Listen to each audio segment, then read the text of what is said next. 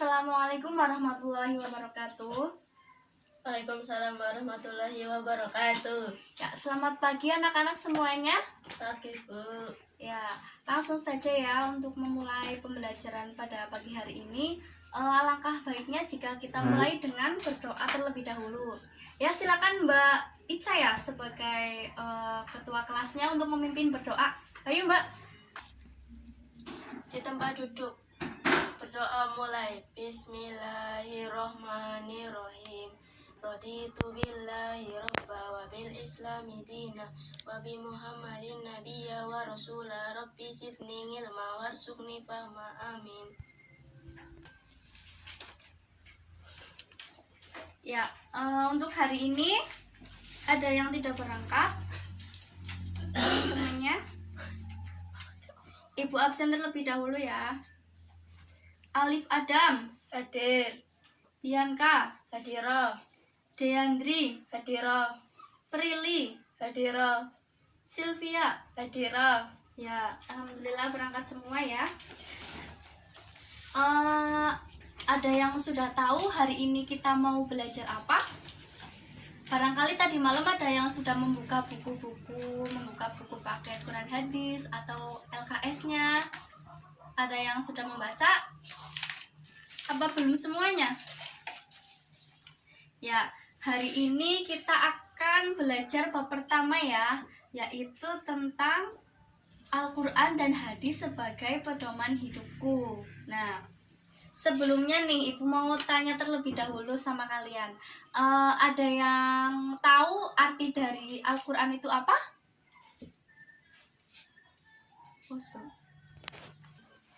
Saya, Bu. Al-Quran adalah bacaan. Ya, betul sekali. Al-Quran itu adalah bacaan ya. Ibu jelaskan terlebih dahulu ya. Jadi, Al-Quran itu berasal dari bahasa Arab, yaitu qara'a, yaqra'u, qara'a yaqra'u Qur'anan ya, yang artinya bacaan. Nah, sedangkan menurut istilah, Al-Quran adalah wahyu Allah yang diturunkan kepada Nabi Muhammad SAW secara berangsur-angsur melalui malaikat Jibril yang membacanya bernilai ibadah ya. Jadi ini membacanya saja sudah bernilai ibadah, apalagi kalau kita sampai memperdalam ilmu-ilmunya ya, begitu ya. Nah, selain pengertian nih, ada juga nama lain dari Al-Quran. Ada yang mau membacakan nama lain dari Al-Quran?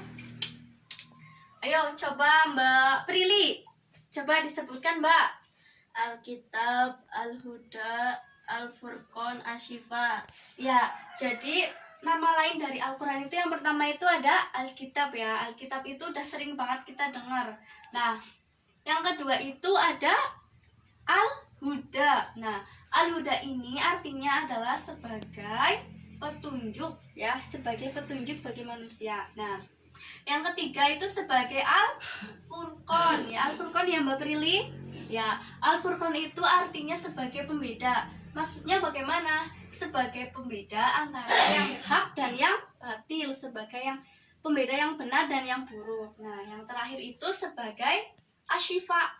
Asy-Syifa itu artinya sebagai obat ya, sebagai obat hati atau penenang, seperti itu. Nah, selanjutnya Al-Quran itu juga mempunyai fungsi loh. Fungsi Al-Quran itu di sini di buku itu disebutkan ada 4 ya, ada 4. Nah, yang pertama itu sebagai sumber hukum Islam. Jadi Al-Quran itu sebagai sumber hukum Islam yang pertama ya bagi umat Muslim. Nah, yang kedua itu sebagai sumber informasi ya, mohon maaf, sebagai sumber informasi terhadap sesuatu yang bahkan tidak diketahui oleh akal kita ya.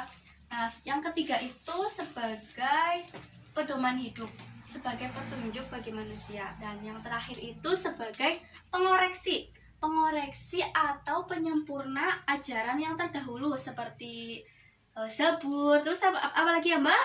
Selain itu Zabur, terus Taurat, Taurat, terus Injil. nah Injil. Jadi Al-Quran itu menyempurnakan.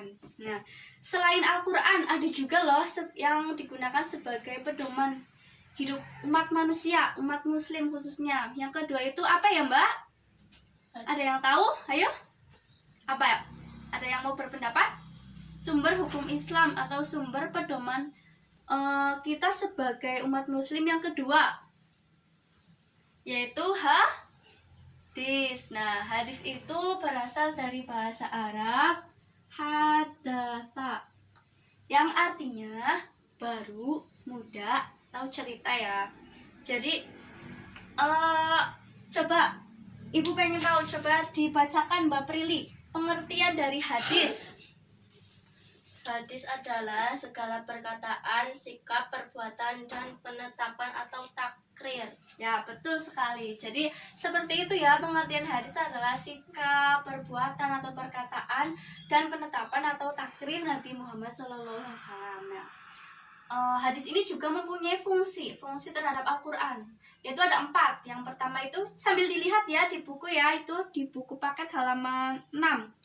Fungsi hadis terhadap Al-Quran, yang pertama itu sebagai bayan at-takrir ya, sebagai bayan at-takrir atau memperjelas isi Al-Quran. Nah, yang kedua sebagai bayan at-tafsir ya, betul, tafsir ya, untuk menafsirkan ayat-ayat yang ada dalam Al-Quran. Nah, yang ketiga sebagai bayan at-tashri ya, betul sekali, sebagai bayan at-tashri, maksudnya itu memberi kepastian hukum Islam yang tidak ada dalam Al-Quran. Nah, yang terakhir itu sebagai bayan an-nasakh, artinya itu untuk mengganti ketentuan terdahulu ya. Seperti itu ya. Jadi sudah Ibu jelaskan pengertian tentang Al-Quran, pengertian tentang hadis, dan juga fungsi-fungsinya ya. Ibu rasa ini sudah cukup jelas ya. Atau ada yang mau bertanya, ada yang belum paham, bisa dijelaskan? Ayo, ada yang ditanyakan nggak? Mbak Ica, ada yang ditanyakan? Tidak ya, sudah paham semua ya. Jadi seperti itu, intinya kita sebagai umat muslim itu harus menggunakan Al-Quran dan juga hadis sebagai pedoman hidup kita. Nah, berhubung ini waktunya sudah habis ya, Ibu rasa cukup. Jangan lupa dipelajari biar tidak lupa ya. Cukup sekian dari Ibu, semoga bermanfaat. Kita akhiri pembelajaran pada hari ini dengan bacaan kafaratul majelis yuk.